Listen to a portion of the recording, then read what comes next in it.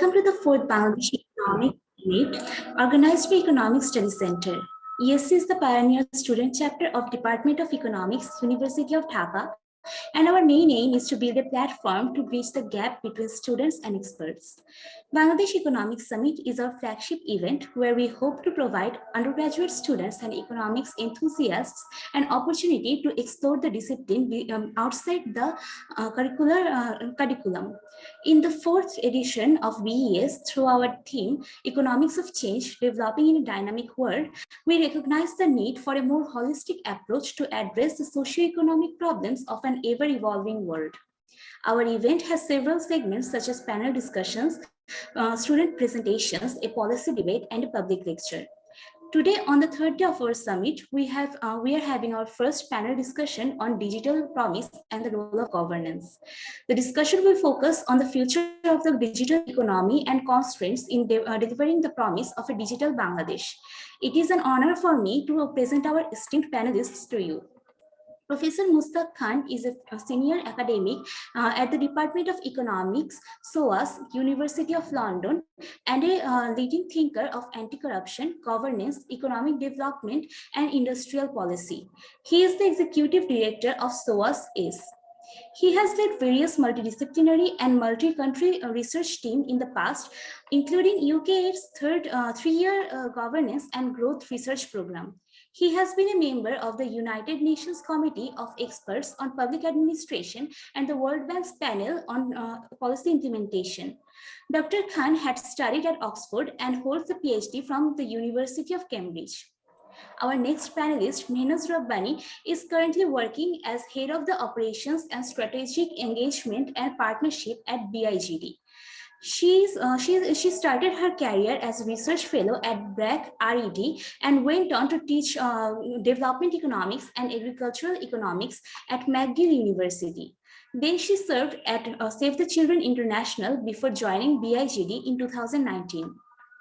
Our third panelist, Russell T Ahmed, is currently the president of BES, the national body for software and IT service in Bangladesh. He is also the chief executive officer of Plastune, Team Creative, Champs21.com, working in the EdTech and digital education sector for over a decade. He previously held the position of Chief Marketing Officer at Wimex Company, QB, and Chief Operating Officer of Amara Network. He completed his master's degree from IBA, University of Dhaka. Our chair for this session is Dr. Muhammad Shahadat Hossain Siddique, who is a professor of economics at University of Dhaka and a senior research fellow at BIGD. He obtained his PhD in development policy from the University of Manchester in 2018. He completed his bachelor's and master's in economics from University of Dhaka, specializing in health economics, development economics, and econometrics modeling. Shahadat sir has worked extensively for BRAC, ADB, and UNFPA in the past and on research projects by the World Bank, the World Food Programme, and UNDP Bangladesh. Now, I'm giving my floor to Shahadat sir. Thank you. Thank you, Shurobita. Thank you. First of all, at the beginning, I should like to thank from the Department of Economics as well as from the ESC, those who are engaged for conducting the session. Thanks to the ESC member for the honor to be the chair of the session, Digital Promise and the Role of Governance, with the distinguished panelists. I'm lucky to have Mushtaq Khan, sir. I heard his name and he worked with many people. I know them, but this is the first time I'm saying, and we are at the same platform for the discussions. Thank you, sir. Thank you for your honor to be here with us. And we also have a panelist, Mehnaz Rabbani. Actually, we started our journey, that means as a professional career at the same time, since 2005, actually. So 2005, Munshi Sulaiman, me and Mehnaz Rabbani. So it's great to have you, Mehnaz Appa, with this platform. And another panelist is with us, Russell T Ahmed. He is the president, already Shurobita has introduced. He is the key person actually who is involved with the digital technologies. So I will not, I will give a brief introductions and importance of the topics. Recently, from the for BIGD, I worked with the digital platforms, the how digital divide works from the rural perspective. So this is a relevant context from where I am chairing the session. So actually, for working with that paper, actually I learned how digital divide works. It means what does it means, what does it refers to. The first digital divide, that means access, then usage, and scale, second digital divide. So how the digital divide actually works persisting in our societies.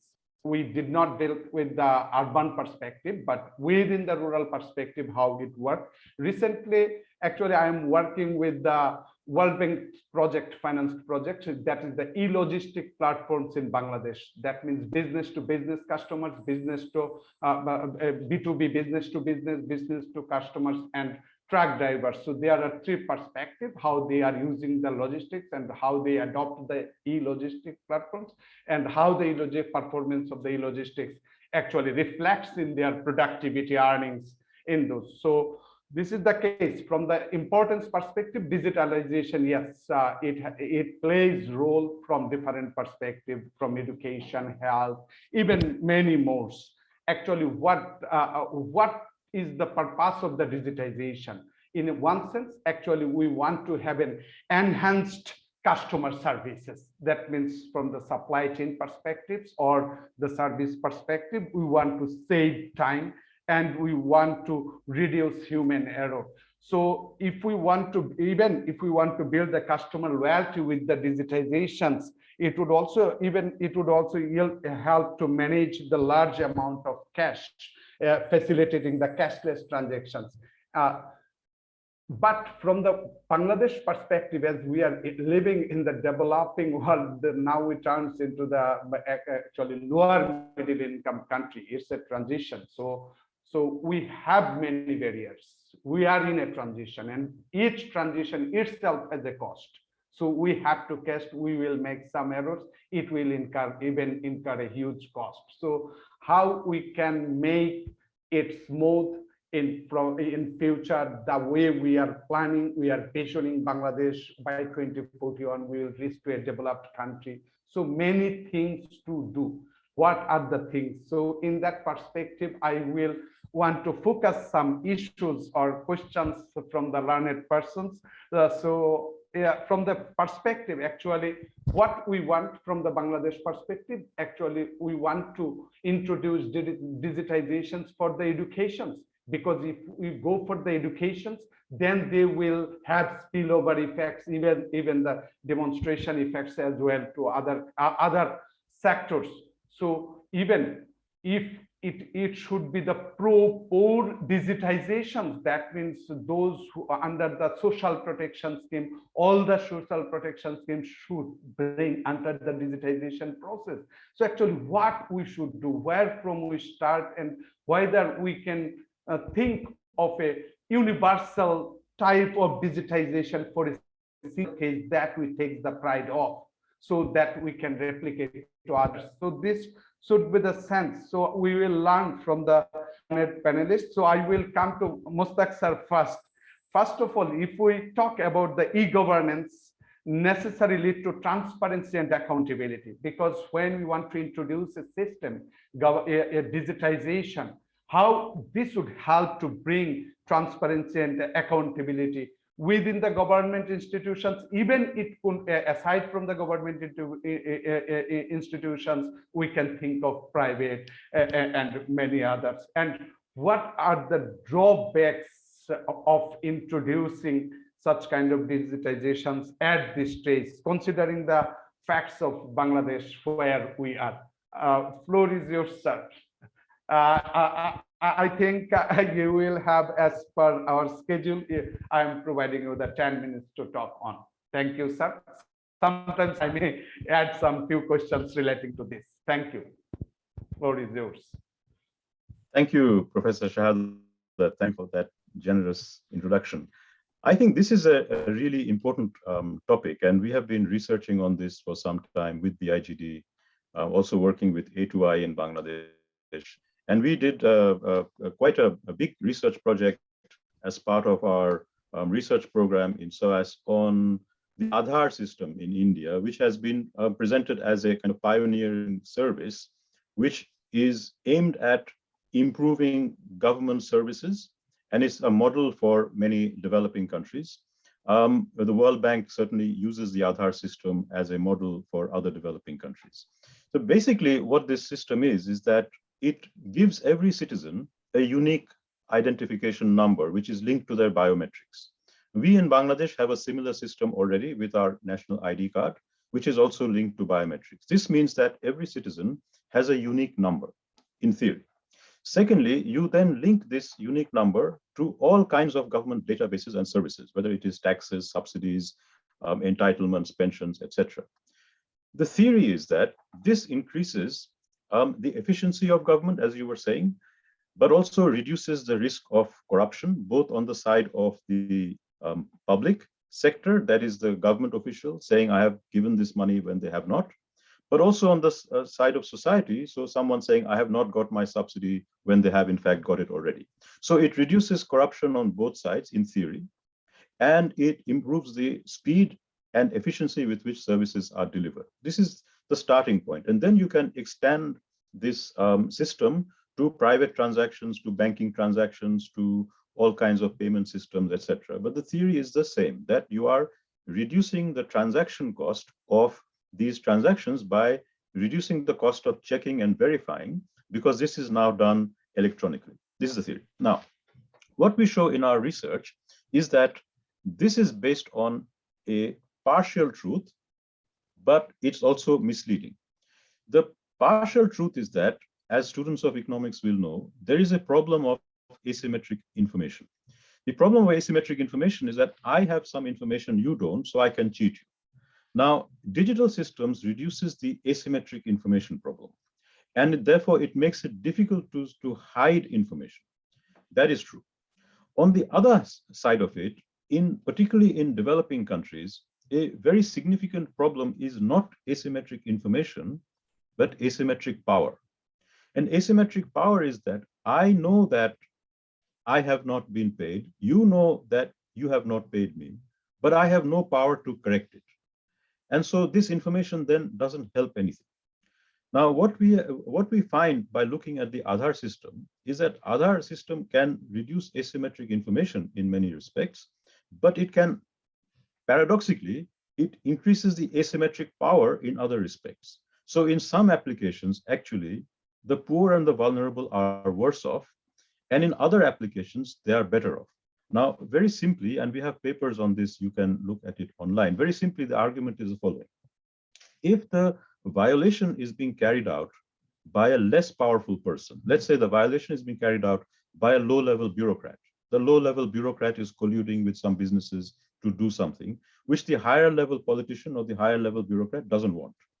Then Aadhaar gets rid of this corruption. So, for example, in India, they found that there was tens of millions of fake subsidies going for LPG cylinders, gas cylinders, and these people were completely fake. They didn't exist. Now, Aadhaar kind of system stops this kind of corruption. However, when the corruption is happening with the collusion of powerful people, and the powerful from the top want this to happen, then not only does Aadhaar not stop it, Aadhaar makes it easier for this to happen. This is a real paradox, right? So when you look at high-level customs fraud in India, it is now actually easier to do that, because once you fix the electronic system, then it is very difficult for anyone to find out what is happening, because there is no physical check anymore. Similarly, if the government wants to use Aadhaar against its political enemies, it is very easy for the government to use the Aadhaar system to impose a high costs on political opposition members, because now everything is linked. You can link the Aadhaar to their tax inquiry, you can link the Aadhaar to their land transactions.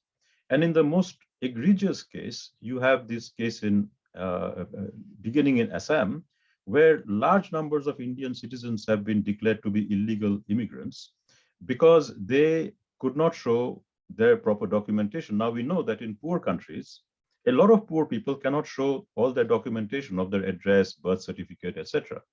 Now we have in India a communal government. It's a Hindutva government.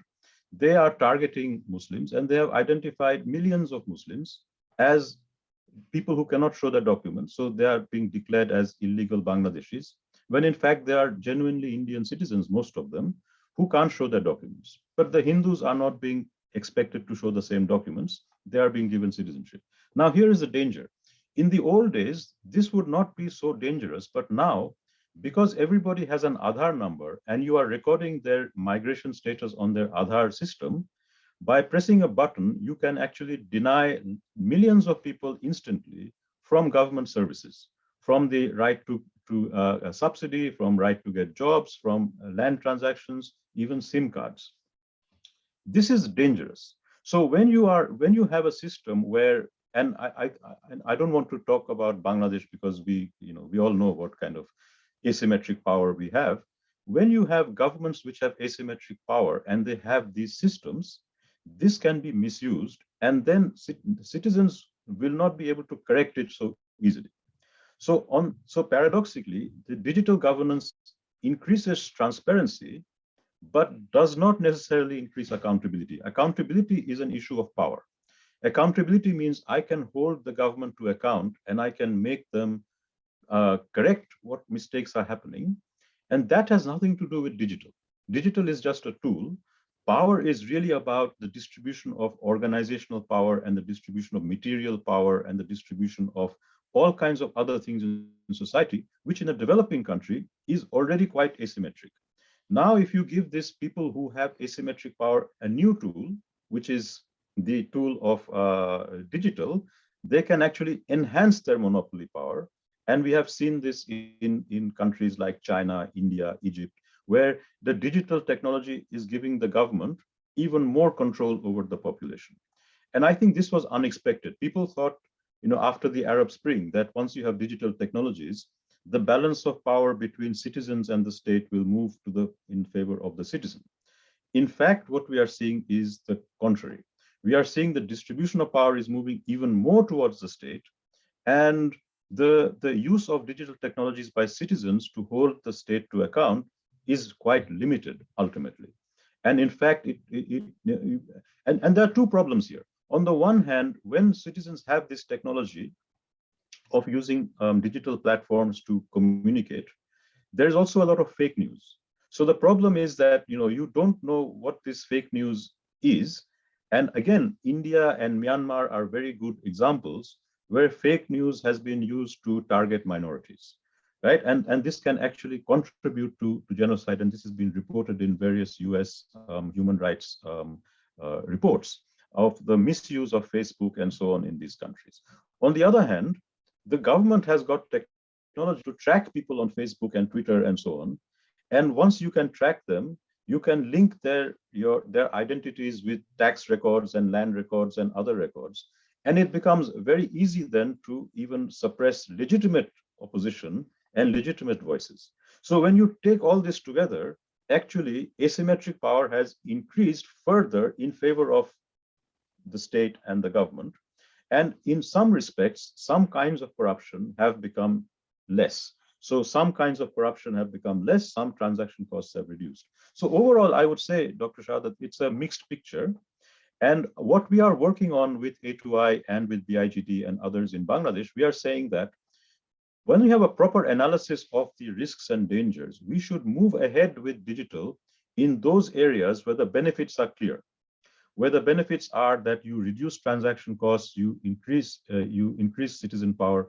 But in cases where the analysis shows there are risks that this might be misused, then you go very slowly and you build in all the checks and balances that you possibly can to avoid these dangers. And I'm very happy to say that the Bangladeshi authorities like A2I are very cognizant of this. So they are very open to these arguments and they are working with us. And they are trying to make sure that we do not reproduce some of the dangers that we have seen in neighboring countries and in China. So I am hopeful that Bangladesh will find its own path forward, but there will be misuse. I think we have to accept that there will be misuse. And we have to accept that some of the powerful will use this to further entrench their power. But awareness of young people, of citizens in forums like this, and having a better theoretical understanding of both the challenges and the opportunities will help us to navigate this path better. So I'm really glad we are having this conversation with young people in Bangladesh. Thank you, sir.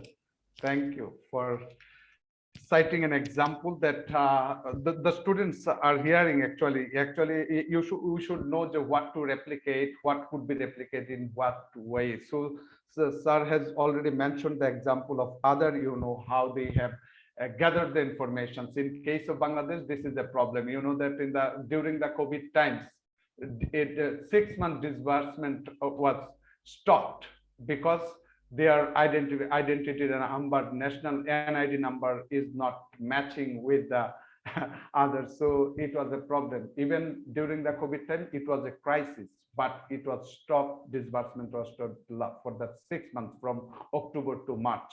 So that's the problem. So you are creating a unique ID so that it can match with all other observations. Even a single dari, comma, or everything should be matched with each other. Then it's possible to get an unique ID for introducing such kind of programs like other. So thank you, sir. I will back to you once again. Now I am inviting our panelist Mehnaz Rabbani. If you would like to say about for example, we know that as women entrepreneurs who have been hit hardest during the COVID, and you worked with that also, so address their challenges using the digital financing and digital financing and e-commerce solutions, and what role digital literacy play in terms of empowering women and young girls in the coming days. Because as you know that 1/3 of the population in Bangladesh is youth, so they are, even from BIGD studies, it is also involved that those who are young aged, they are more access, they use more relative to the older ones. So there is also a gap as per the age category. So how we can get those women involved in the digital platforms? Upper floor to you. Thank you, Shahadat bhai. And I'd like to thank Economic Studies Center for organizing this event and giving me the opportunity to speak here with very distinguished speakers. It's my privilege to be here and speak today. So at BIGD, we have done a variety of work around digitalization, and our main focus is to understand how best to ensure that digitalization happens in a way that is equitable. It doesn't reinforce any existing inequalities or create new inequalities.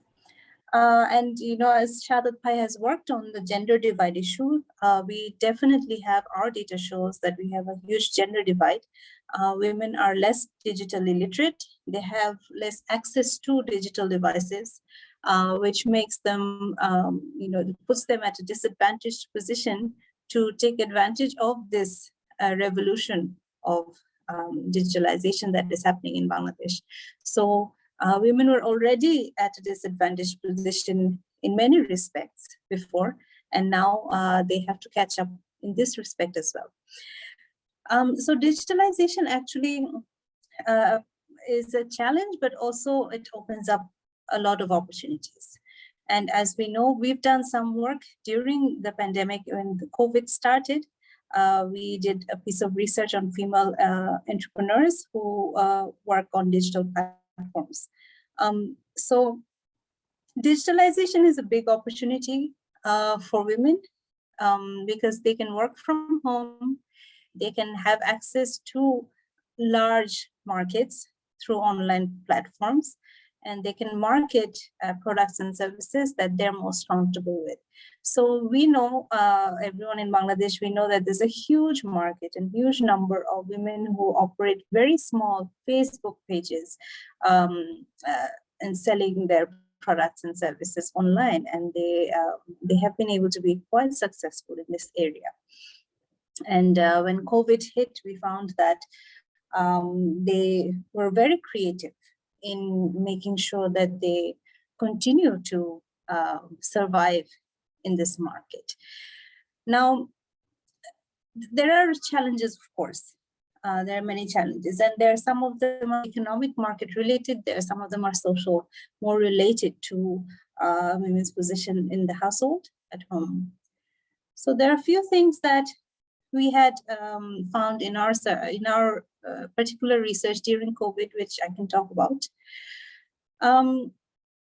Firstly, to be able to engage and earn an income on a digital platform, you have to have access to digital devices.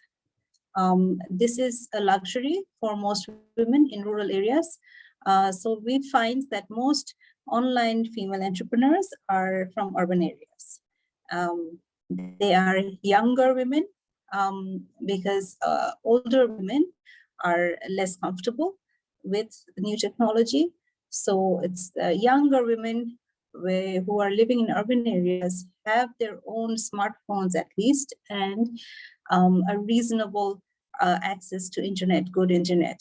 They're the ones who are able to engage in this market. So already, if you look at the Venn diagram, it's very small.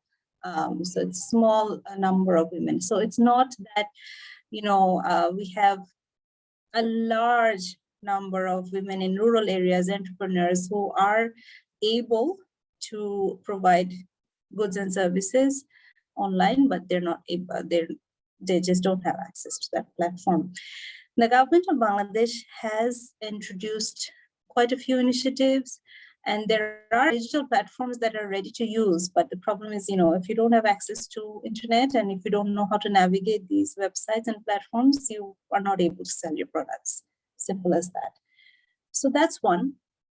Digital literacy is an interesting thing. We've been trying to understand this for quite a long time. It's not something that you can teach people very easily. And there are different levels of digital literacy that people need to acquire to be able to operate on different platforms. So that's one big challenge in Bangladesh. Women who operate on Facebook and sell their products, they need a certain level of digital literacy to be able to interact with their customers. But if you're thinking a little bigger, these are very small entrepreneurs. If you want to grow and if you want to have a proper website, if you want to, manage your inventory and accounts online, that's a whole different ballgame. You need different level of digital literacy. And this is not as simple as teaching someone how to keep a book account. So these are skills that women need to be able to survive and to grow their businesses, to grow to a certain level where they're able to support and their business and sustain. So that's one thing. Digital literacy is a problem. The other problem, the most common problem that we found was that most of these women involved in e-commerce do not have formal registration. Their businesses are not formally registered to the government. And one of the blocks that we have identified is that to be able to register your business, you need a commercial address in your form, right? You put your basic information, this is my business, and you need an address. But when you're online, you don't have a physical address, right? You're operating out of your bedroom, basically. So when you don't have an address, you cannot have a registration. If you don't have a formal registration, you don't have access to any services that normal businesses do. One of them being financial services, right? So without a formal recognition as a business, you cannot take out loans, you cannot register for any financial services, insurance, nothing. When you're employing people, you cannot give out formal contracts because you're not a formal entity. So there's a lot of uncertainty. There's a lot of difficulties to grow. You can operate at a very minimal level, still survive, but it's very difficult to grow without a formal registration. So the recent initiatives, I know there's a lot of talk around registration for e-commerce businesses. Right now, the discussion is around very big businesses, the e-commerce platforms, but I think there are also talks going on within the government around Facebook pages and businesses. So once that happens, things are going to get much easier for women to operate and grow as businesses. And then we come to the issue of skills. So inventory management, accounts management. Women tend to be very good at managing quite a reasonable size of business without any formal training on these specialized tasks. Because women in our country are used to managing, household, childcare, household work, outside household work, everything, and everything is usually just in their head. But as businesses grow, it's just not possible to maintain a level of efficiency without certain skills. And there are several applications, apps digitally available nowadays, most of them free, for using in your business to be more efficient. You can have inventory management, you can have accounts management, delivery management, production management. Everything can be done using different apps, but people don't know about these applications. So there's a need for connecting these two, this wealth of resources that are available for small businesses. We need to connect that to the women who are operating on a small scale online, so that they can operate at a very max, because most of these women are working on their own. They don't have a large number of employees. They're very small units, and it's a one-man show doing everything on their own. So if they can be more efficient, if they can avail these apps that make businesses more efficient, they could bring in a lot more benefit for themselves and for our economy as a whole. So I'll leave it there. Thank you, Shahadat. Thank you, Appa, for focusing the different dimensions of women's that they are facing in terms of digitizations. Like you have mentioned about the digital literacy access and skills perspective, as well as without formal business, they have to face different types of difficulties, and it hinders the process to grow their businesses. Thank you. Is T Ahmed with third panelist is with us? Has he joined? Sorry, sir. He's unable to join us due to some health reasons. Okay, so you did not inform me. So did you send me message? No. Okay, so no problem. Okay. No problem. That's why I checked the names, but I did not find like that. That's why I'm asking you. So he is not joining us, right? Right? Yes, sir. He's unable to join us. Okay. Okay. Thank you. Thank you. So yeah, I'm just now cite some issues just to know from this Mushtaq sir first. Sir, from the audience, actually, they have raised some issues just to know from what we think. In that case, I should cite the name, actually, Tasnia. He has mentioned that because we say there are different constraints we have to face during the digitization process. Actually, what are the constraints actually we think they want to know it from? And if we say this is the constraints, then how this could be redeemed, that means solved. So if you just mention that for Bangladesh, I know that you have already mentioned the problems.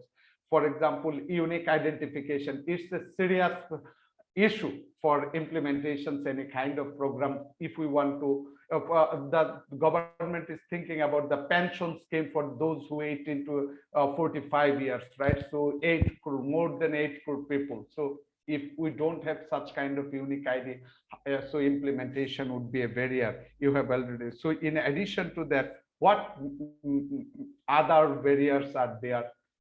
If you, sir, please.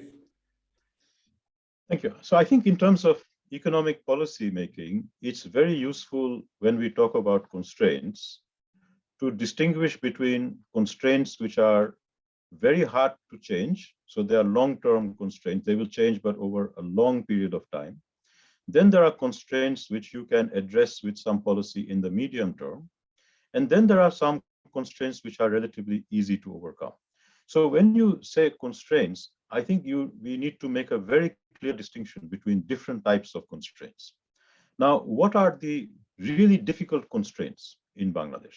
And so when you design, when you have a policy discussion, what should we do with the digital space? What should we do with X, Y? You need to have a clear idea in your head what you can change and what you cannot change. And what you cannot change, you have to make your system work with that.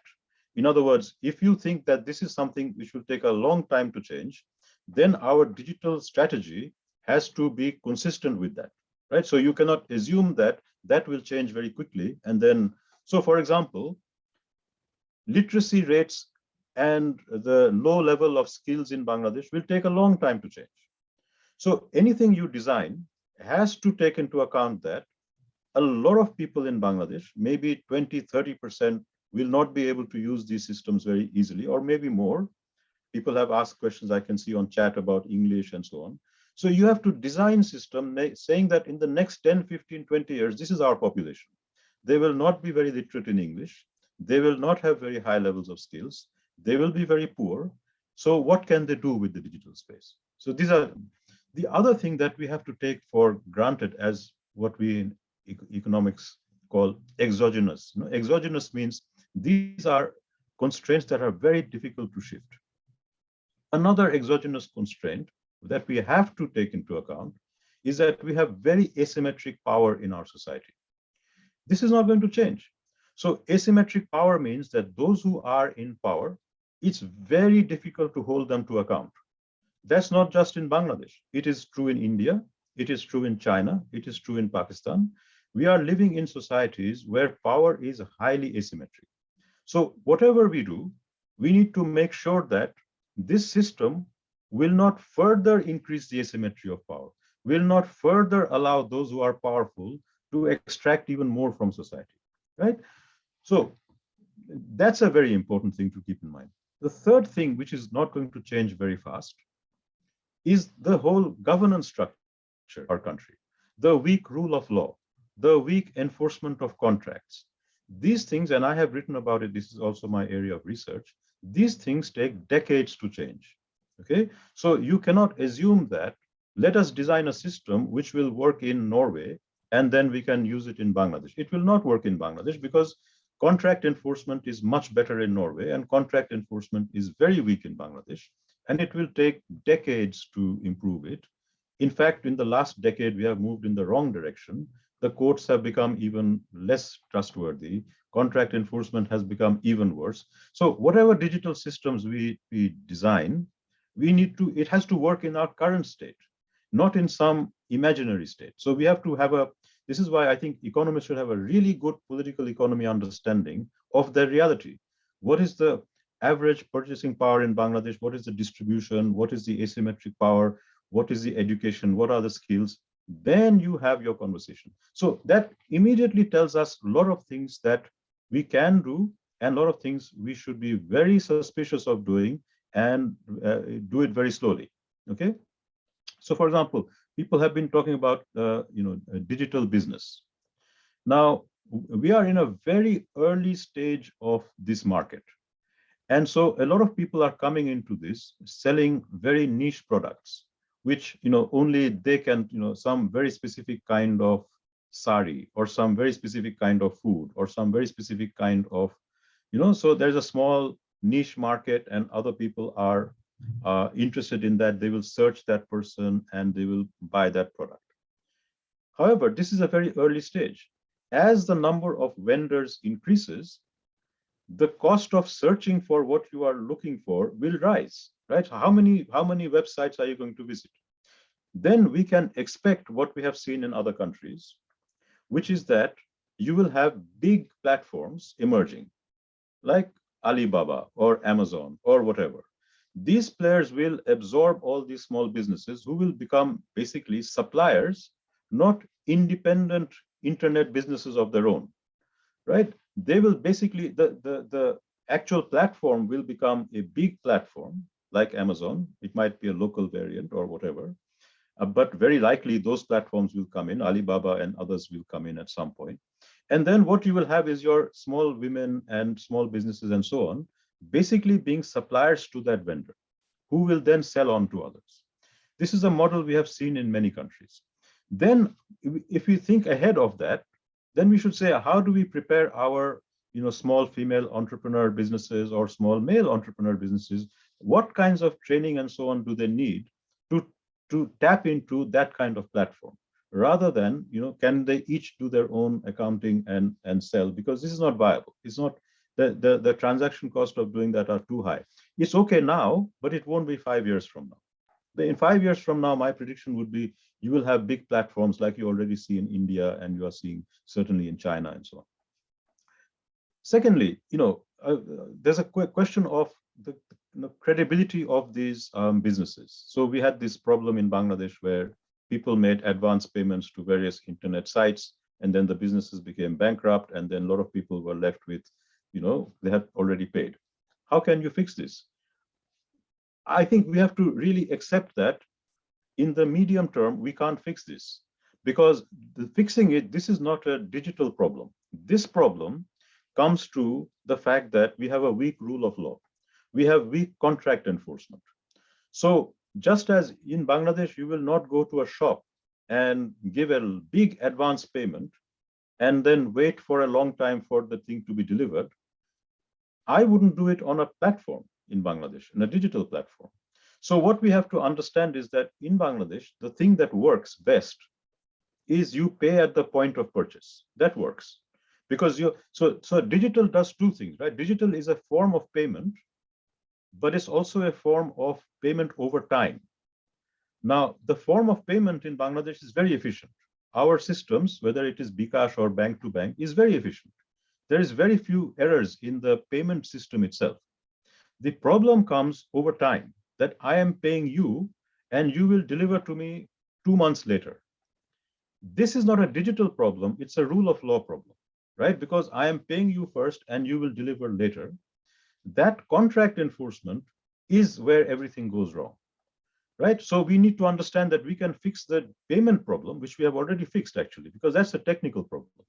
The technical problem is very easy to fix. I have your ID number, I have your, I can pay you and it will go, and there's a very small transaction cost. What you cannot fix is I will pay Mehnaz today and she will deliver something to me 6 months later. I then have to really trust Mehnaz, because I know that if she doesn't give it to me, I cannot go to court. The court doesn't work in Bangladesh. So I will do it with Mehnaz because I trust Mehnaz, but I will not do it with an online vendor. So therefore, what we need is to actually explain this to our businesses, that you shouldn't be doing this. What we should have is a system where the business delivers the product, and at the door, you have an electronic payment system and you put your card on it, or you put cash into the hand and you pay at the point of transaction. That solves the problem. Any other way of paying, where I am paying in advance and you will deliver later, is highly risky in Bangladesh, because that's not a digital problem, that's a rule of law problem. And just that it doesn't work with normal payments, it won't work with digital payments. You can register them, you can do what you like. See, ultimately what happens in an advanced country is that there are very clear rules of what happens when a business goes bankrupt. So when a business goes bankrupt, those rules are very, very clear. The immediate people who have paid will be paid back first. Then it will be the banks, and finally the shareholders. So the shareholder takes the risk of the business, and it is very clear how the system will work. Now, what will happen in a country with a weak rule of law, like Bangladesh or like many developing countries, is when a business goes bankrupt, the first people who will extract money from it are the powerful people. They might be the owners, they might be the shareholders, right? Everybody else will be left high and dry. And the court will not be able to enforce the rules. And we know that. So therefore, I, as a Bangladeshi citizen, on a platform, I will not make a big advance payment of 50,000, 100,000 taka for a delivery much later on. I will only do it with people I trust. Once we understand this, we solve the problem. We are not trying to fix something which can't be fixed, because fixing that is not a digital problem. It's a systemic governance problem. And when other pieces of contract enforcement improve, this will improve. You cannot fix this with blockchain. You cannot fix it with digital, because ultimately some enforcement has to happen at the end, and that's where it will fail in a country like Bangladesh. So here again, I would say there are massive opportunities for innovators. Let us figure out ways of making the on-delivery payments much more efficient. This will work, right? So how can we give couriers, foolproof ways of collecting payment with digital cards, with cash, with whatever, so that the vendor is getting paid and the customer will not be cheated. In some cases, with very trusted businesses, you might want to make an advance payment. But I think that for Bangladesh to try and construct an online system where I can trust making an advance payment misunderstands the problem. This is not a problem of digital. This is a problem of weak courts and weak rule of law. And that cannot be solved by digital. In the same way, we should be delivering those government services online where it's mainly a problem of asymmetric information. Right? So if it's mainly a problem of asymmetric information, if we can, as you pointed out very correctly, Professor Shahadat, that even for that, you need correct ID numbers. Even for that, you need correct ID numbers, which we are nowhere close to yet. But we can get there. I think that's a feasible. I mean, we can make it sure that everybody has a unique ID number, and the spelling of their names and their addresses and so on have all been sorted out, so that some kind of cashless transfers can be made. But that's an asymmetric information problem. However, I would be very suspicious of trying to use digital technology to solve the land ownership problem. Why? Because the land ownership problem is everybody's land documents are defective. If you look at it carefully, all land documents in Bangladesh have errors. Right? Now, if you try to digitize something which is full of errors, it will not work, but the powerful will be able to digitize their land documents first, and all the other contestants of these land documents will be left out. And so actually digitizing something like that will increase asymmetric power in society. And we saw that in Andhra province in India, where the government was doing public land acquisition using blockchain technology. And in Andhra, like in Bangladesh, many land documents are defective. If you go through it line by line, there are missing elements and so on. So there are usually on most pieces of land, 2 or 3 claimants who are claiming this land. Each of them has some claim, but not perfect claim. When you do it in blockchain and you say that government is acquiring this land and it will enter this transaction in blockchain, it makes it impossible to change it later on.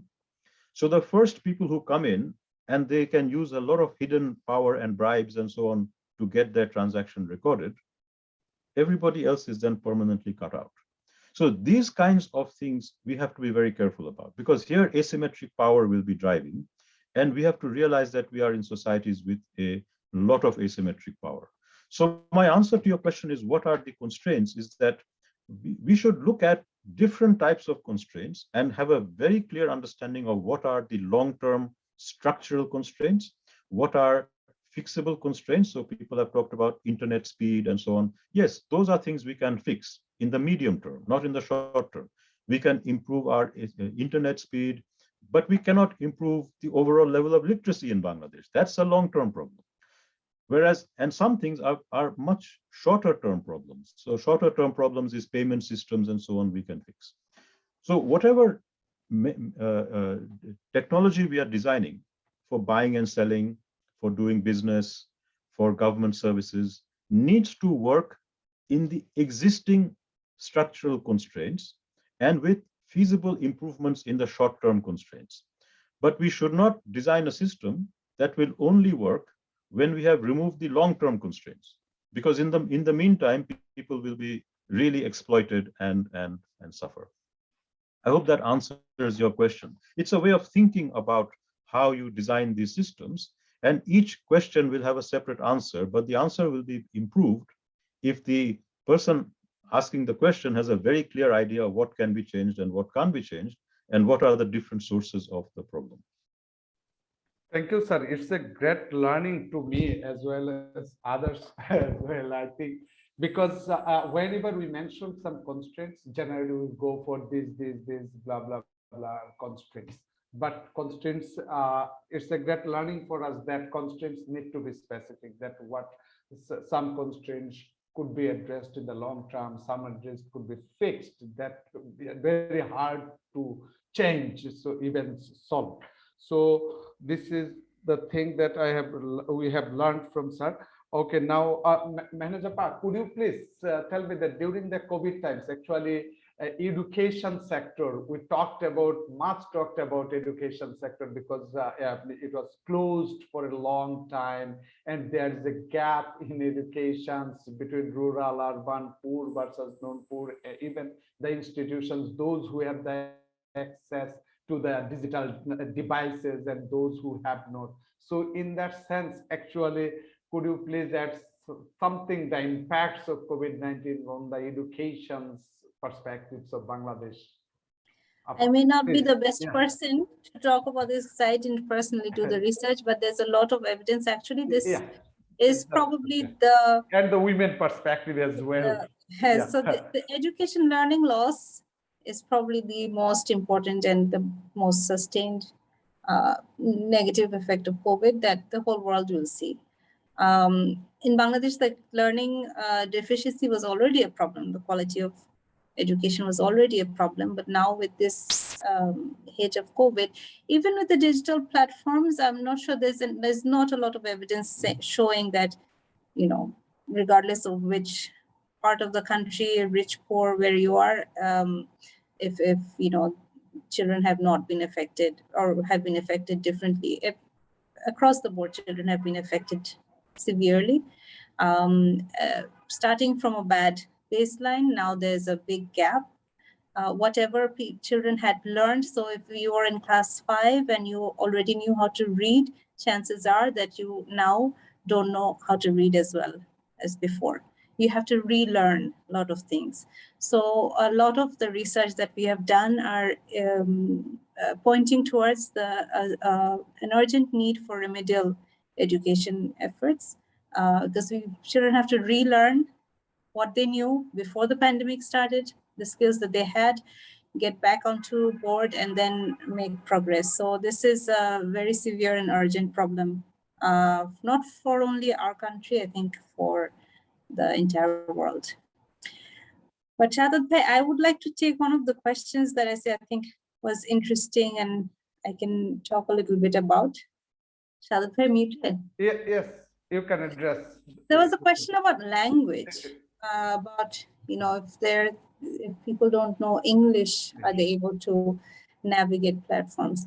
Interestingly, I mean, there's no solid evidence. There should be more research on this, but my hunch is that language is not the problem.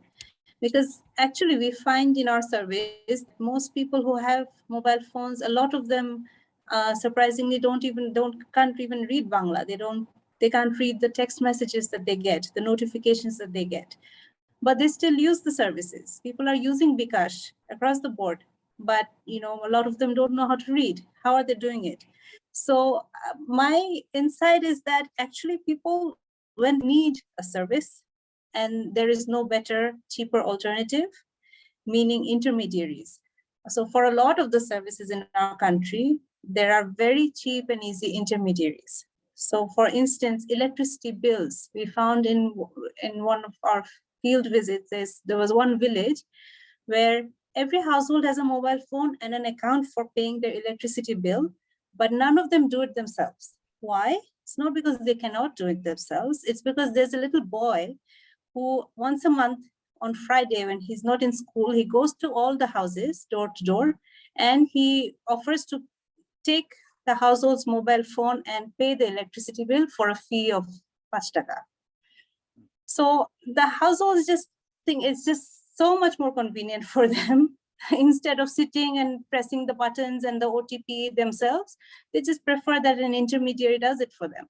It's just easier and simpler, right? So people will avail services when they need it, Another wonderful example we found in our data. So we naturally logically think that, you know, people who are more educated, people who are literate, maybe high income, they will have access to mobile phones, smartphones, they will use the internet more. But in our data, we don't find that relationship. It's not that simple. We don't find any relationship between income and digital service use, education, digital service use. The usual suspects don't stand up to statistical tests. One thing that we found was an interesting finding was that the use of smartphones, internet computers is higher in areas where international migration is higher. And why is that? It's because when you have a family member who's living abroad, you need to communicate. You need to use email, WhatsApp, and there's no intermediary who will come and do this for you at a cheaper, easier way. So you're forced to, you know, use that service, communicate. And then as a result, you become more digitally literate. And this has nothing to do with your formal education, your income, or the infrastructure, as we say. So it's about when people need a service, they will learn how to use it, even if they don't know the language. So I think English or Bangla, that's not the barrier here.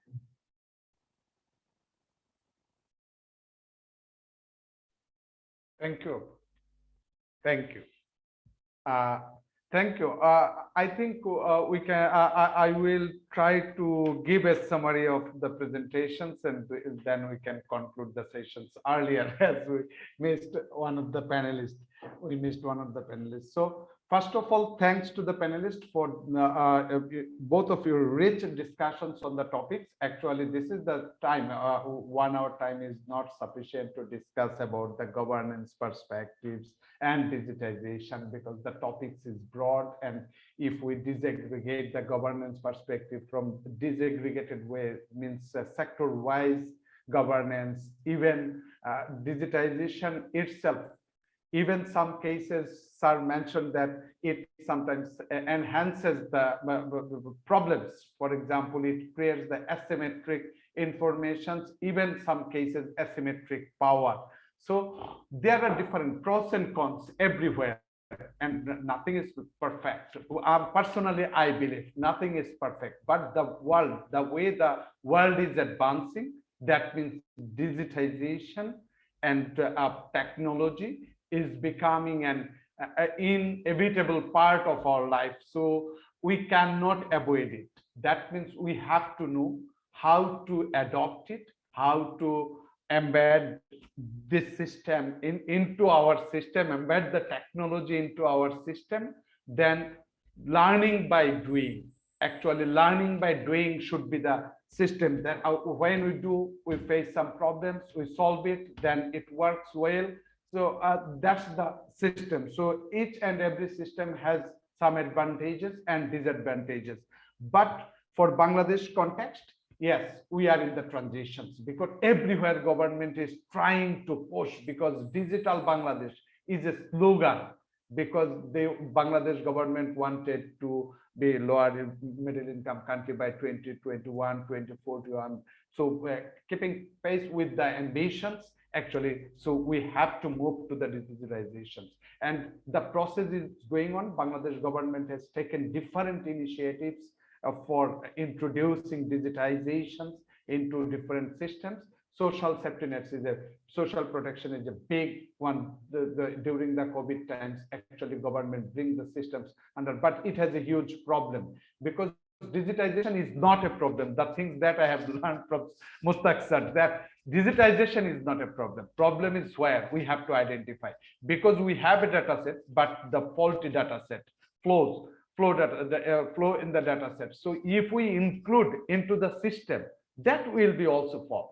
That will also mislead the information. So information should be correct. Then if we input into the systems, that you can expect a robust or unbiased results. So this the problem, that means where the problem lies, how to address the problems. That means for in our case, we have digitized large number of beneficiaries during the COVID times online. They are receiving the money, but one survey conducted by the CPD, they found it during the COVID times, those 5 lakh, most probably 5 lakh new beneficiaries were included, but from the eligibility criteria, if we test it, 43% does not match with the criteria.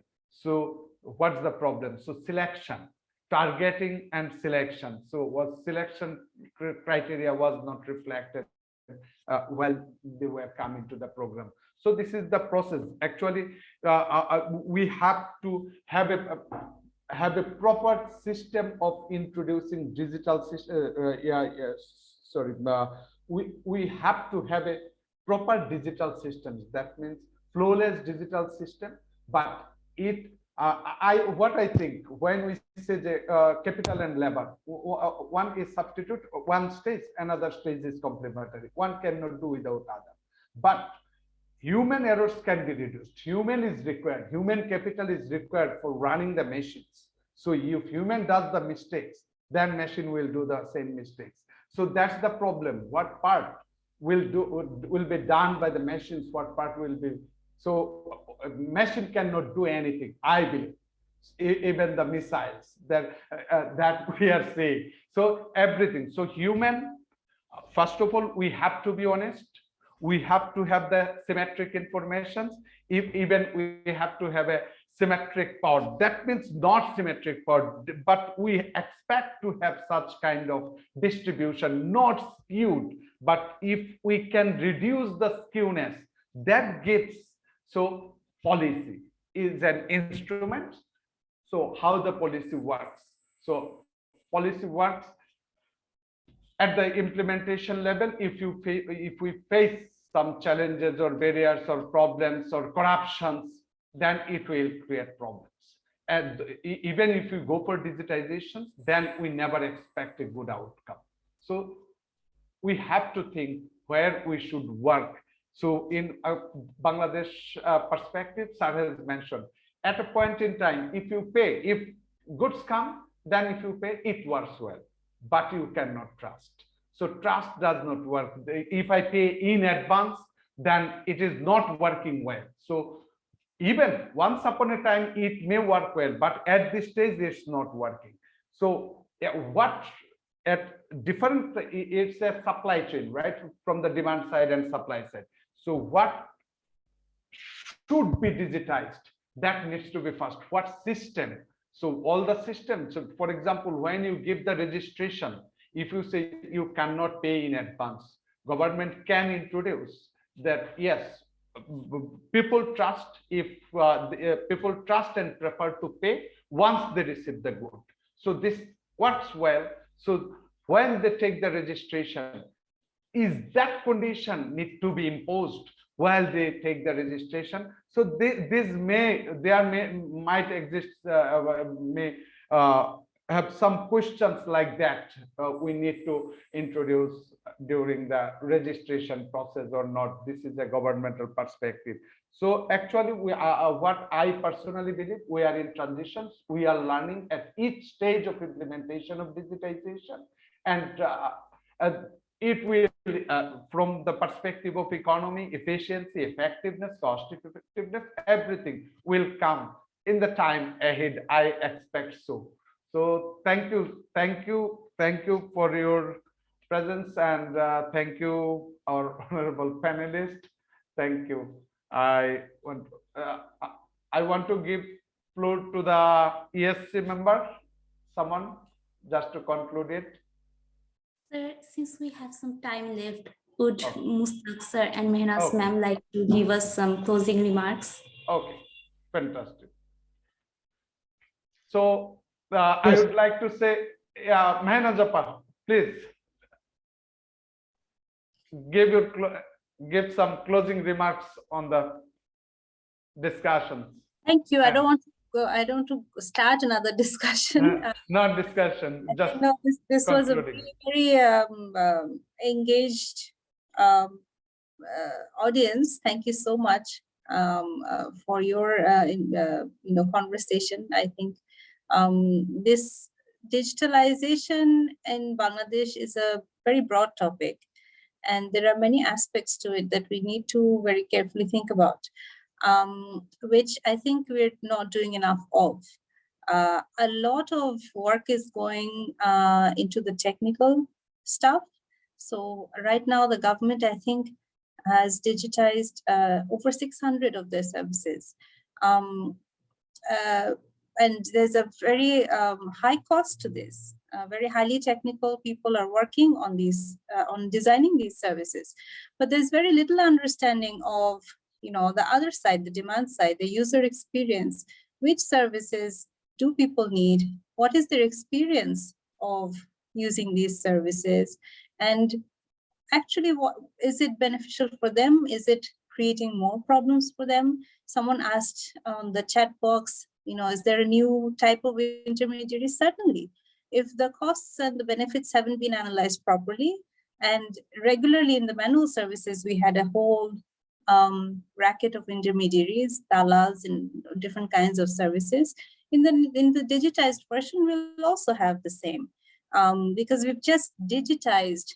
We tend to just digitize things. There's a difference between digitizing and digitalizing. When you take a system and just turn that into a digital system, it's the same system. So whatever existed in the manual system will still exist in the digital system. But when you digitalize something, you have to break down that whole service, understand the informal mechanisms there, understand the experiences of all the people involved, all the actors involved, and redesign it so that the digital system will look different from the non-digital system.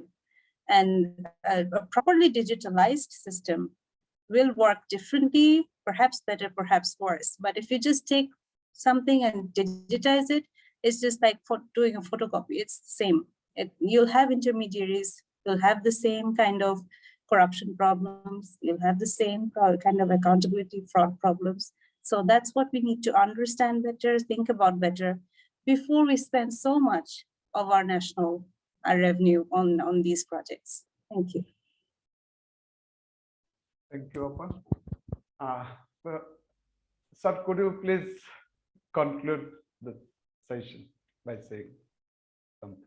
Okay, I think there have been some really great questions on chat, which I'm perhaps going to touch on briefly. But just to wrap up, I think that the audience should keep in mind a number of different things which are not the same. Okay, they interact, but they're completely different problems. One is the country's overall governance structure. This governance structure will not be changed with some technical fix like digital. It might change it this way or that way a little bit, but the overall governance structure, if you want to understand the governance structure, it is really a question of the distribution of power in society. The distribution of power in society is a material fact. It is given by the distribution of who has money. It is given by the distribution of who has organizational power. By organizational power, I mean who controls different parties and who controls different unions and who controls different organizations. And it depends on who has the money. Now, those things will not change with digital. They might actually become worse or might become slightly better. This is what the analysis is about. But it's not going to fundamentally change. If you want to have a better system of governance in Bangladesh, we have to mobilize to improve that distribution of power through all kinds of mobilizing activities. I mean, when I was growing up, the form of political economy was politics. But nowadays, people think that there is a technical fix to the politics. You can digitalize and you can solve the governance problem. This is a huge mistake. The only solution to politics is politics. The only solution to a concentration of organizational power is to form new organizations, new voices, new mobilizations to balance out that organizational power so that no one monopolizes power. This is a difficult task, but it's something you really must understand. You will not fix the problem of asymmetric power with a digital technology. This might, in fact, make the already unequal power more unequal. And we have seen this in China, we have seen this in India, we have seen this in many countries. Digital technologies can be used by governments which don't want to share power to make it even more difficult to share power. I mean, and this is something we need to understand. So first point is, separate the problem of governance and politics from the digital question. The way to think about it is, what digital applications are least risky given our distribution of power, given our governance, and then focus on those. Okay? If there are applications which will be misused given our distribution of power and our governance, be careful about those. That's what I'm saying. So there was a very good question on the chat that, but we have to change our governance. I would say absolutely we have to change our governance. But the way to change our governance is by changing the governance, is by getting involved in the noise and sound and fury of politics. You will not change our governance with a technical fix. So this is where, so I am completely in favor of people who are saying we have to improve our governance, but then we can have another session later on about how to improve governance. And that has nothing to do with digital. Second point that you have to remember, so one is governance, then there's a technology, digital or non-digital. And the third thing you should not forget is the distribution of capabilities in your society. The distribution of capabilities is, again, a very important long-term constraint. It changes, it will improve, but it will improve very slowly. And what we have touched on is in a number of different ways, is that a developing country has a large chunk of people and businesses who have very low capabilities. Someone put on the chat that 70–80% of our economy is informal. What does that mean? It means 70 to 80% of businesses in Bangladesh is so low productivity that it's not even worth them registering their business, right? So if your economy is so poor, I mean, we often forget this living in Dhaka and so on, right? The real economy is actually very low capability, which is not a problem of the people, it's a problem of development. That's what it is. It's the same in India. 70 to 80% of the economy is informal. Now, if you forget that, and then you say, for a business to operate, you have to register. And there was another very important question here on exclusion. And we have written a good paper on premature formalization and how it can enhance exclusion. You can look for it on the internet. You can also search my name on Google and you will get all my publications on my university website. So what happened in India is that SMEs were forced to formalize through the introduction of GST. GST is a special kind of tax. It's like a VAT. And to do business in India now, everyone has to have GST registration, right? The GST, it makes perfect sense for big business. Actually, GST registration was strongly supported by the big businesses because it was a way of recovering your sales tax from your inputs. So it's basically a proper VAT. Those of you who are economists will know that if you are in a system with a sales tax and it's a VAT, you should be able to recover the VAT already paid by upstream vendors. So if you're a big business and you have records of all the invoices, you can reclaim that tax and your tax burden actually goes down. But if you are a small business, and most Indian businesses like Bangladeshi businesses are SMEs, informal, unregistered, they don't have records. They don't buy products from people who have invoices and who have already paid their GST. So for them, the burden actually goes up and maintaining the records of all their transactions is impossible. So one of the effects of GST has been that the SME sector in India has been extremely hard hit, to the benefit of the big players and to the huge detriment of the SME sector. Now, in Bangladesh, the SME sector is the driver of growth, right? So we have to protect our SME sector and we have to learn the lessons of not doing that kind of digitization that results in forced formalization. And this forced formalization actually knocks out all of these in the big part of the economy where capabilities are low. But the capabilities might be low, but in aggregate, they are a big part of our economy. Just 70 to 80% of the economy is that. So even though their individual capability is low, once you start knocking them out, the economy starts shrinking. One of the reasons why India is faltering in its growth path is it has inadvertently, but pushed by the big players, seriously damaged its SME sector. We should not repeat that mistake in Bangladesh. So if you have these three things on your mind, understand the capabilities, understand the governance, then design your digital applications to fit in with that, you'll be fine. But don't assume that your capabilities are like the United States and your governance is like Norway, and then design your applications to work in those contexts. You will have a disaster. I think if that's the take-home message, if people even begin to start thinking like that, it will be a big achievement. There's a lot of literature, please visit my website. There are other people who write on these things. And you will understand that this is both huge opportunities, but also big risks. And it's just, and finally, we haven't really had time to discuss this. Beware of the so-called digital economy. The digital economy has completely changed the nature of global capitalism. And even in advanced countries, there is a massive disruption going on.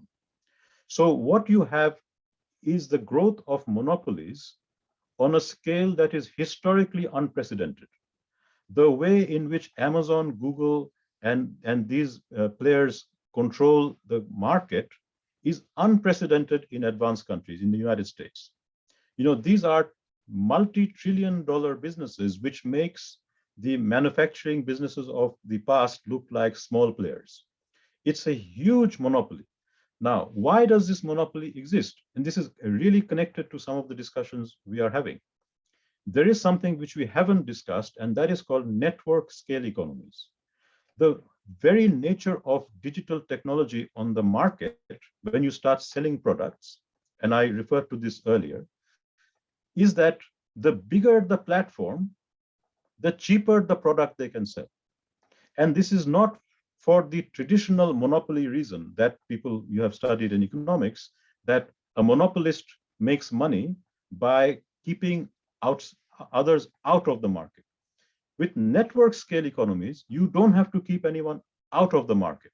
You can have perfect competition, open access, and yet, because you are big, your costs are lower because of these network economies. It's more attractive for customers to come to the bigger platform.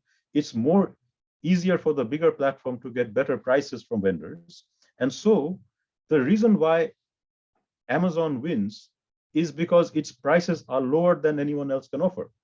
So it becomes bigger and bigger and bigger, and then it dominates the economy. And the only people who can take on Amazon is another monopolist. So there was an interesting question someone had asked about, should we have, protect our national businesses from the Amazons and so on. You can't. The only way you can have a national business is have a national monopolist.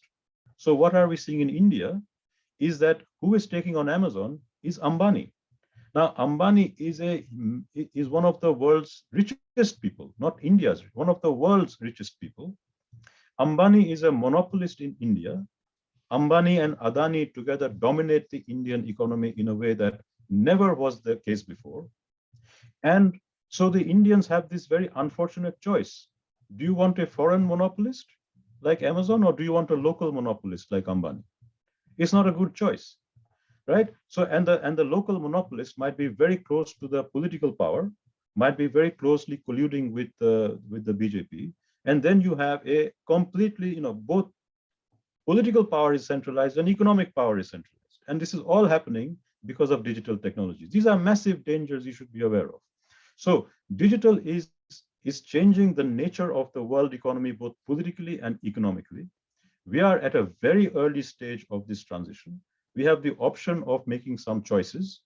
And I think that young people should really understand both the dangers of digital monopolization, which is a new kind of monopolization. It's a monopolization that happens with free access and free markets, and the dangers of political centralization. Just look at what is happening in India and China and how digital technologies are used to control the population. With that risk, there are many opportunities, and we should be looking at developing those opportunities. But please be very aware of the very specific risks that digital technologies have opened up for the world. I'll stop there, Professor Shahadat. Thank you, sir. Thank you for the thoughts, actually, because new form of monopolization. আমরা sir আমি এখন আমার স্টুডেন্টদের মধ্যে আমি একটু Bangla English mixed করি একটু বলি যে আমরা বেসিক্যালি যখন টিচ করাই তখন দেখা যাচ্ছে যে মনোপলি আমাদের বই রেফার থাকে কিন্তু সেই অনেক পুরনো বই, কিন্তু আপনার যে আজকের যে কনসেপ্টটা, দিস ইজ কমপ্লিটলি নিউ এবং new form of monopolising the economy. এখন যে প্রশ্নটা স্যার আপনি লাস্টে আনসার দিলেন, এই প্রশ্নটা ওদের ওইখানে ছিল যে হ্যাঁ অ্যামাজন আসতে চাচ্ছে, বাংলাদেশ সরকার is having plan actually whether they will sign it or not এবং what is the process would be. So in that case এটা কিন্তু আসলে আমাদেরও জানতে ইচ্ছা হয়, ওদেরও জানতে ইচ্ছা হয় যে আসলে তাহলে প্ল্যাটফর্মটা কি। এটা আমিও স্যার আপনার কাছ থেকে ফার্স্ট টাইম আমি যে জানলাম যে এই ফর্মটা আসলে ডিফারেন্ট ওয়ে হতে পারে, যে আমি আনবো কিন্তু আমি সাপ্লাই দিব আমার এখানে। দ্যাট মিনস তার মানে হচ্ছে profit sharing, one kind of profit sharing internal এবং এক্সটার্নাল এর মধ্যে, আমি স্যার যতটুকু যদি বুঝে থাকি। বিকজটা বিজনেসটা আমার মাধ্যমে আম্বানি যদি অ্যামাজন নিয়ে আসে, তার মানে তো one kind of profit sharing is there. Sir is it? এখানে আম্বানিটা যেটা বুঝতে হবে যে আম্বানি হচ্ছে মাল্টি বিলিয়নার। না এই ধরনের ব্যবসা করতে হলে আপনার অনেক গভীর পকেট দরকার, কারণ যে লোকগুলা এই ব্যবসা করে তাদেরকে অনেক কয়েক বছর কিন্তু লস খেতে হয় এবং আপনাকে অনেক ইনফ্রাস্ট্রাকচার তৈরি করতে হয়, হচ্ছে inventory management infrastructure, storage and transportation and that kind of thing. সেটা হচ্ছে যে আপনি একজন ছোট ব্যবসায়ী হিসেবে সেটা করতে পারবেন না। আর বাংলাদেশের আমাদের ব্যবসায়ীরা এখনো ওই পর্যায়ে উঠে নাই যে তারা আম্বানিকেও চেক দিতে পারে, অ্যামাজন তো দূরের কথা। সো এখন আমাদের যেটা, this are very important political question. আমরা কি চাই, এটা কোনো কারেক্ট আনসার নাই, কিন্তু অনেকগুলো মডেল থাকতে পারে। একটা হচ্ছে যে আমরা শুরু হয় কিভাবে, যে আপনার জাতীয় কিছু ব্যবসায়ীরা স্টার্ট করে এইসব প্ল্যাটফর্ম, একটা পর্যায়ে গিয়ে সেটা আমরা রাইড শেয়ারিং দেখি বা আপনার দারাজ দেখি বা এসব দেখি, একটা পর্যায়ে গিয়ে ওরা কিন্তু আটকে যায়, ক্যাশ ফ্লো দিয়ে আটকে যায়। তখন বড় প্লেয়ার এসে বলে আমরা তোমাকে কিনে নেব। তখন যখন তখন আপনাকে একটা রাজনৈতিক সিদ্ধান্ত নিতে হবে, আমরা কি এটা কিনতে দিব কি দিব না। কিনতে দিলে যেটা হবে, একদিকে হচ্ছে আপনার যারা ক্রেতা তারা কিন্তু উপকৃত হবে, কারণ বাজারের দাম আরো কমবে, কারণ এই বড় প্লেয়ার গুলো আরো স্কেল ইকোনমি আনতে পারবে, আরো ভালো সোর্সিং করতে পারবে। অপরদিকে আপনার অর্থনীতির উপরে আপনার কিন্তু নিয়ন্ত্রণ কমে যাচ্ছে, বিদেশিরা আপনার অর্থনীতিতে তাদের কিন্তু পাওয়ার বাড়ছে, এবং যে জিনিসটা হচ্ছে যে প্রফিট আপনার দেশে থাকছে না, প্রফিটটা কিন্তু বাইরে চলে যাচ্ছে, আপনি যাই করেন সেটা থামাতে পারবেন না। তো এখানে এখন ইন্ডিয়ানরা কি করছে, ইন্ডিয়ানরা বলছে যে আমরা যে ডেটার ভিত্তিতে তোমরা because data is a big source of this network economy, so ইন্ডিয়ানরা বলছে যে ডেটাটা দেশে থাকতে হবে, আপনার যত রকমের সার্ভার যেটা ইন্ডিয়ান মার্কেটের জন্য, সেই সার্ভার গুলো ইন্ডিয়া থাকতে হবে। তারপরে তারা বলছে যে এই যে সেলস এর উপর যে ট্যাক্সটা, এটা ইন্ডিয়াকে দিতে হবে, এটা আপনি প্রফিট ক্যালিফোর্নিয়া ডিক্লেয়ার করে আপনি ট্যাক্সটা ক্যালিফোর্নিয়া দিতে পারবেন না। এইগুলো আমাকে শিখতে হবে ইন্ডিয়ার কাছ থেকে, কারণ ইন্ডিয়া আমার থেকে এগিয়ে আছে এইসব জায়গায়। So we have to make sure যে ট্যাক্সের ব্যাপারে আমরা যদি বাইরের দেশে আসতে বলি, we will tax them heavily on their Bangladeshi sales. Secondly, we have to make sure যে data stays in Bangladesh. Bangladeshi data যাতে বাংলাদেশি সার্ভারে থাকে, আন্ডার বাংলাদেশি কন্ট্রোল। এই জিনিসগুলো আমরা করতে পারি, but in the long run আপনি কিন্তু এই গ্লোবাল মার্কেটের ফোর্সের বিরুদ্ধে আপনি পারবেন না, because we are a very small country and even big countries like India are not being able to win the game, and ওরা যেখানে উইন করছে ওটা না উইন করার মতোই, বিকজ আম্বানি করুক আর অ্যামাজন করুক, সাধারণ ইন্ডিয়ান কিন্তু have lost control. So you are losing power to the monopolists, and that is a big challenge. And এটার লং টার্ম ফিউচার কি, সেটা আমাদের আরেকদিন বসে সেটা আলোচনা করতে হবে, কারণ এর কোনো সিম্পল আনসার নেই। হ্যাঁ স্যার, তাহলে এই প্রসঙ্গে আমার একটু জানার জন্য স্যার, আমাদের আগের যে মনোপলির ফর্ম ছিল, ধরেন 50 বছর 100 বছর আগের কথা, যখন ডিজিটাইজেশন ছিল না, এখন তো যে আমাদের যে ডিফারেন্সটা আগের মনোপলিস্টের সাথে এখন মনোপলিস্টের একজন যদি কম্পেয়ার করি, এই যে হিউজ ডেভিয়েশনটাই তো, আপনি কি মনে করেন যে digitisation played role for such kind of it is scale economy, but this scale possible seems to be possible because of the digitization? Totally. This is, data is the new source of power. যার কাছে আপনার data থাকবে, সে ওই data ব্যবহার করে এমন ভাবে আপনার বাজার টার্গেট করতে পারবে যে আপনি কি, গুগল কি করে, গুগল হচ্ছে তারা ডেটা মাইনিং করে আপনি যে জিনিসটা চান সেটা আপনার সামনে অ্যাডভার্টাইজ করবে। তো সেটা তো probability of a sale is much higher. তো সেখানে হচ্ছে যে যেটা মেনাজ যেটা আগে বললো যে সব ছোট ছোট মহিলারা তাদের বিজনেস করছে, ও তো কারো চোখের সামনে আসবে না। যখন মানুষে কিনতে যাবে তার চোখের সামনে অ্যামাজন আসবে, গুগল আসবে, নেটফ্লিক্স আসবে বা টুইটার আসবে। তো ওইখানে যে অ্যাডভার্টাইজ করবে ওদের যে মার্কেটিং নেটওয়ার্ক, ওদের সঙ্গে তো আপনি কোনোভাবেই কম্পিট করতে পারবেন না। সো সেখানে হচ্ছে তখন ওই ডেটা ইকোনমি যেটাকে আমরা নেটওয়ার্ক ইকোনমি বলি, that comes from the ability to harvest data.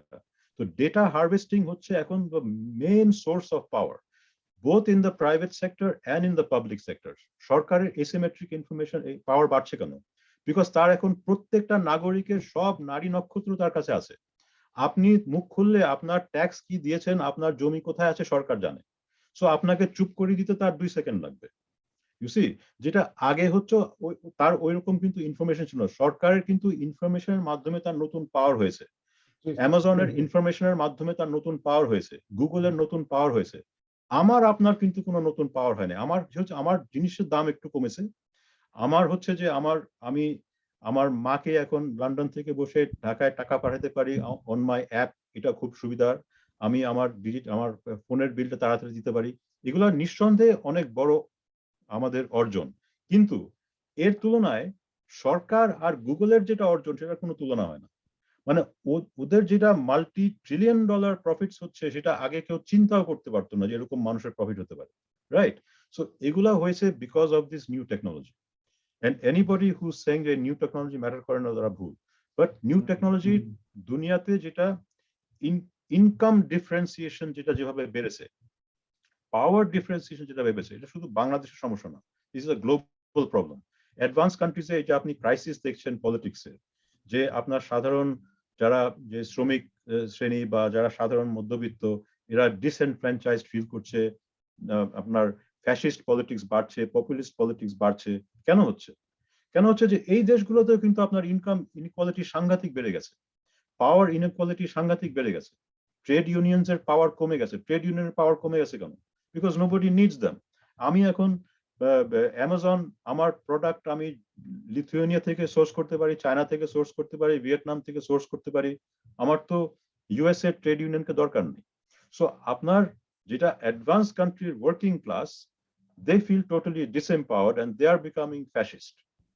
তো এই জিনিসগুলো কিন্তু সব কানেক্টেড। আপনার মানে গ্লোবাল পলিটিক্যাল ইকোনমির একটা সাংঘাতিক পরিবর্তন হয়ে গেছে, যেটা বাংলাদেশের থেকে শুধু বাংলাদেশের প্রবলেম দেখলে হবে না, আপনাকে দেখতে হবে যে কিভাবে global power structure has been totally skewed, and this has been happening through the use of digital technologies and the power of information. এই যে power of information, যারা information control করে, এটা হচ্ছে the new frontier. That frontier is the fight for us.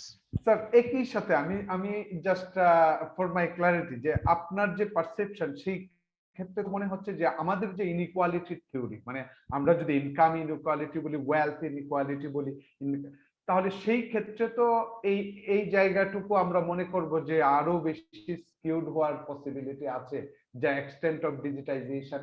মানে আমি মনে করব যে ডেভেলপড কান্ট্রি গুলা they have reached to a limit, একটা লিমিট পর্যায়ে পড়ছে, but we are at the lower limit. So once the developing countries will reach ওই লেভেল পর্যন্ত পড়বে, that will create different forms of inequality, যেটা আমরা এখন চিন্তা করছি।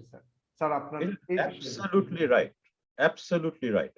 আপনি দেখেন যে ওয়েস্টার্ন ইকোনমিজে কি হয়েছে, যে অনেক সার্ভিস ইমপ্রুভ করেছে, অনেক জিনিসের দাম কমেছে, বাট এটার কিন্তু একটা দাম দিতে হয়েছে সমাজকে, যেটাকে এখানে প্রেক্যারিয়েট বলে। প্রেক্যারিয়েটটা কি? প্রেক্যারিয়েট হচ্ছে একটা পুরা মানে সেগমেন্ট অফ সোসাইটি, এরা খালি সাইকেলে করে করে জিনিস ডেলিভার করে। আপনি যেটা বাংলাদেশে দেখছেন এটা কিন্তু লন্ডনে হচ্ছে, যে একটা পুরা শ্রেণী আছে এরা অনেক লো পেড, তাদের খুব কোনো পাওয়ারই নাই, তাদের অনলি চাকরি হচ্ছে সাইকেলে করে করে জিনিস ডেলিভার করা, বা বড় বড় ওয়্যার হাউসে আপনার কার্টন এক জায়গা থেকে আরেক জায়গায় নিয়ে যাও, ওইটাও এখন আস্তে আস্তে রোবটাইজ হয়ে যাচ্ছে। আপনি তখন দেখবেন যে ওই বড় ওয়্যার হাউসেও কোনো শ্রমিক দরকার নাই, আপনার ডেলিভারি হচ্ছে, অত কিছুদিন পরে দেখবো ড্রোন এসে আমাকে আমার বাড়িতে আমার শপিং ব্যাগ দিয়ে চলে গেল লন্ডনে। এখন ড্রোন টেকনোলজি আসছে, তাহলে এই গরিব মানুষগুলো করবেটা কি? ওদের তো দরকার নাই আর, তাই না? এখন শুধু হচ্ছে যে এক শ্রেণী যাদের টাকা আছে, আরেক শ্রেণী হচ্ছে তারা টেকনোলজি কন্ট্রোল করে, বাদ বাকি আপনার কিন্তু জনগণ সারপ্লাস টু রিকোয়ারমেন্ট, এদের কোনো কাজ নাই। সো ইনইকুয়ালিটি সেজন্য বাড়ছে। এখন বাংলাদেশের মতন দেশে আমরা অনেক আর্লি স্টেজে আছি, সেজন্য আমার কথা হচ্ছে যে আমাদেরকে আমাদের এসএমই সেক্টরটাকে খুব স্ট্রংলি সাপোর্ট করতে হবে, প্রোটেক্ট করতে হবে, ওখানে আমাদের ক্যাপাবিলিটি ডেভেলপ করতে হবে। এসব ডিজিটালকে একটু ব্যাক বার্নারে রাখা দরকার। আমাদের বেসিক সোসাইটি কিন্তু ডেভেলপ হয় নাই এখনো। এদেরকে যদি আপনি এই পর্যায়ে আউট করে দেন যে আমি ঢাকায় গুলশানে বসে আমার সাপ্লাই চলে আসছে ভিয়েতনাম থেকে, আর আমার মানে অ্যামাজনে আমি অর্ডার করলাম, সে চায়না থেকে সোর্স করে আমাকে ডেলিভার করে দিল, তাহলে আমার লোকে কি হবে? ওদের তো সেই ক্যাপাবিলিটি প্রোডাক্টিভিটি নাই যে আমার ওই হাই কোয়ালিটি প্রোডাক্ট ওই দামে আমাকে ডেলিভার করা। We have to be really careful about that. So এই জিনিসগুলোকে আমাকে কিন্তু চোখে নজর রাখতে হবে যে আমার বেসিক পপুলেশনের ক্যাপাবিলিটি ডেভেলপ করা, এসএমই সেক্টর করা, এবং সেই সব ইন্টারনেটকে আমাদের ডিজিটাল মার্কেটিং সাপোর্ট করা দরকার, যেটা মেহনাজ বলছিল যে আমাদের ছোট ছোট বিজনেস মহিলাদের এদেরকে কিভাবে ইন্টিগ্রেট করা যায়। আর এইসব বড় নেটওয়ার্ক ইকোনমি এগুলাকে কোনোভাবে যদি আমরা একটু ধরে রাখতে পারি আরো কয়েক বছর, it is for our advantage. Because এই পর্যায়ে আমাদের এই মেন ইকোনমি যেটা, এটাকে যদি আমরা বাইপাস করে ফেলি, আমাদের লং টার্ম ইনইকুয়ালিটির জন্য, আমাদের লং টার্ম ডেভেলপমেন্টের জন্য এটা খুব ক্ষতিকর হবে। এবং এখানে ইন্ডিয়া থেকে আমাদের অনেক কিছু শেখার আছে। ইন্ডিয়া অনেকগুলো ভুল করেছে যেখান থেকে আমাদের শেখার আছে। আমাদের কিন্তু ইন্ডিয়াকে আধারই বলেন বা এই ডিজিটাল বলেন, কিভাবে আম্বানি আদানির মনোপলি তৈরি হয়েছে বলেন, কিভাবে এসএমই তারা ধ্বংস করে দিয়েছে সেটা দেখেন। এখান থেকে কিন্তু আমাদের অনেক কিছু শেখার আছে, and not to repeat the same mistakes. Thank you sir, thank you. অনেক কিছু শিখলাম। আমার মনে হয় যে প্রোডাক্টিভ সেশন হয়েছে, কিন্তু আসলে কনসেপ্টটা অনেক ব্রড ছিল। মানে এই ব্রড কনসেপ্টটা আমরা আরো কংক্রিট ওয়েতে যদি ইন ফিউচার একটু এঙ্গেজ ডিসকাশন করি। স্যার আপনার এবং মেহনাজ আপা আপনাকেও অসংখ্য ধন্যবাদ যে আপনি সময় দিয়েছেন। এবং আপা হচ্ছে যে আপার সাথে আমি তো বলছি যে একটা ফর লং টার্ম রিলেশনশিপ, আসলে একসাথে কাজ করি এবং অনেক কিছু আমরা জানি। সে 2004 প্রায় 16 থেকে 18 বছর ধরে পরস্পরকে চিনি। তো স্যারের সম্পর্কে শুনেছি এবং আজকে দেখা হলো, কথা হলো। আমি আসলে একটু নার্ভাস ছিলাম আজকে আমার শরীরটাও খুব বেশি ভালো লাগছিল না। I did not feel comfort.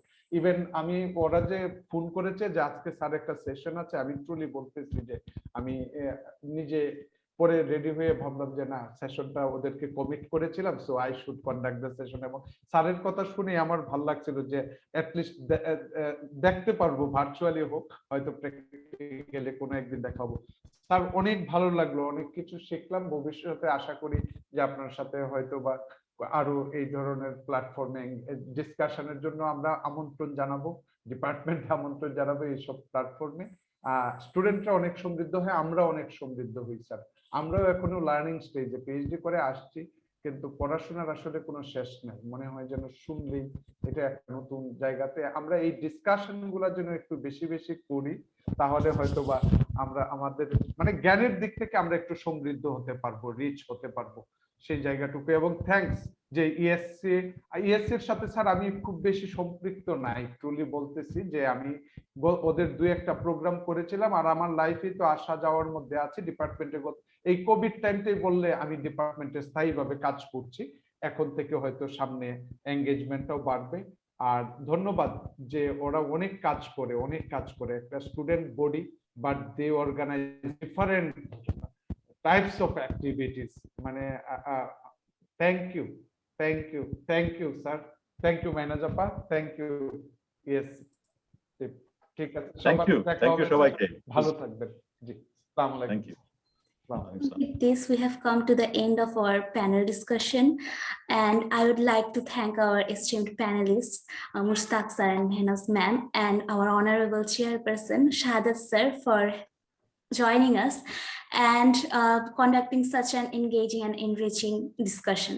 So tomorrow at 8:30 p.m. we'll be having our second panel discussion on new normal in South Asia, structural changes and social reforms. So as a panelist, we will have Dr. Farida Chaudhary Khan, Professor of Economics, University of Colorado, Colorado Springs, Dr. Mihir Pandey, Associate Professor, Ramjas College, University of Delhi, Dr. S.M. Turab Hossain, Associate Professor, Department of Economics, Lahore University of Management Sciences. Dr. Selim Raihan, Professor, Department of Economics, University of Dhaka will chair this session. Thank you, everyone. Thank you. Assalamu alaikum.